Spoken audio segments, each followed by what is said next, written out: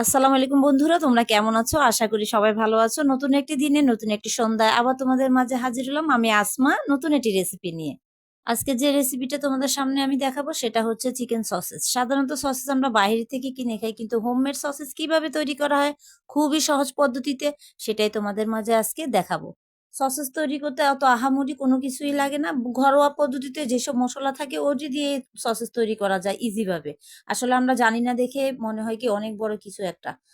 প্রথমে আমি chicken best piece নিয়ে নিব, প্রায় হাফ কেজি পরিমাণ ছোট ছোট টুকরো করে নিব। নিয়ে আমি ব্লেন্ডারে ব্লেন্ড করব। একটা ডিম ফেটে দিব, সাথে দিব আমি 1 চা চামচ পরিমাণ গোলমরিচের গুঁড়ো, 1 চা চামচ পরিমাণ দেব জিরার গুঁড়া এবং 1 চা চামচ পরিমাণ দিব আমি গরম মশলার গুঁড়ো। তারপরে পরিমাণ মতো লবণ দিতে হবে। লবণের পরিমাণটা একটু কম দিতে হবে যেহেতু আমি সস ইউজ করব।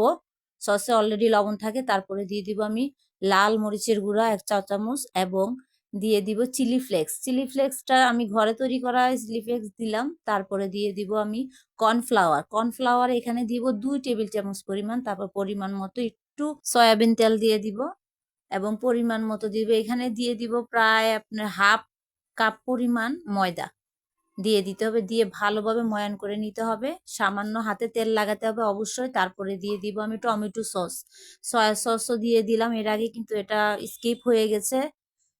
দিয়ে ভালোভাবে ময়ান করে নিতে হবে যাতে মশলাগুলো ভালোভাবে মিশে যায়। তারপরে ফয়েল পেপার নিয়ে 4 কোনা আকৃতি কেটে আমি ফয়েল পেপারের মধ্যে পরিমাণ মতো নিব, অল্প অল্প করে নিব। বাহিরের সসেজগুলো খুবই চিকন চিকন টাইপের হয়, যেহেতু ঘরোয়া হোমমেড আমি একটু মোটাভাবেই দিব। বাচ্চাদের টিফিনে এবং বিভিন্ন খাবারের জন্য একটু আমি আকৃতিটা মোটা আকৃতি করব, বেশি চিকন করব না। দিয়ে আমি ফয়েল পেপারটাকে মুড়িয়ে মুড়িয়ে নিব এবং চকলেটের মতো করে মুড়াতে হবে। আস্তে আস্তে ঘুরিয়ে ঘুরিয়ে মুড়িয়ে মুড়িয়ে নিতে হবে, পেঁচিয়ে ঠিক ক্যান্ডি টাইপের করে নিতে হবে। একটু ধৈর্য সহকারে করতে হবে, অধৈর্য হওয়ার কিছুই নেই। ইজি, সবকিছুই ইজি। আসলে রান্নাটা হচ্ছে একটা আর্ট, কোনো কিছুই মানে কঠিন না। এত কঠিন হলে তাহলে বাইরে যে আমরা কিনে খাই তারা কিভাবে বানায়, এটুক মনে দৃঢ় বিশ্বাস রাখতে হবে।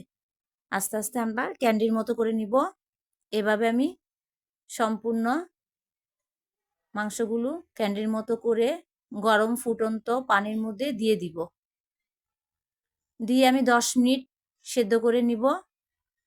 সেদ্ধ করে নিয়ে আমি ঠান্ডা পানির মধ্যে 5 মিনিট ভিজিয়ে রাখবো। তারপরে 5 মিনিট পরে যখন দেখা যাবে যে ঠান্ডা হয়ে গেছে তখন আস্তে আস্তে আমি উঠিয়ে ফেলবো।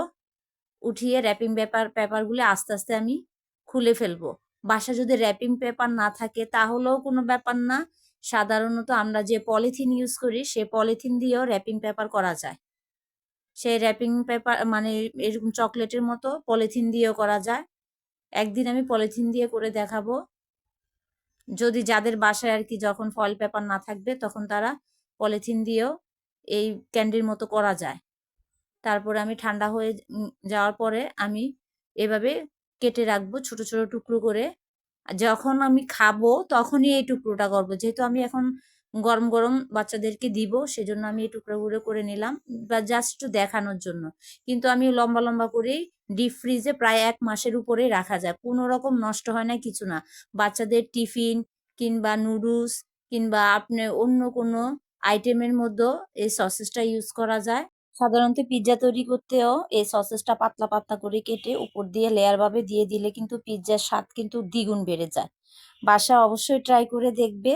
আর বাচ্চাদেরকে টিফিনেও এমনি সসেস ভেজে দেওয়া যায় খুব দ্রুত গতিতে। 5 মিনিট কিংবা 10 মিনিটে টিফিন তৈরি করার জন্য মায়েদের জন্য এটা কিন্তু একদম অতুলনীয়।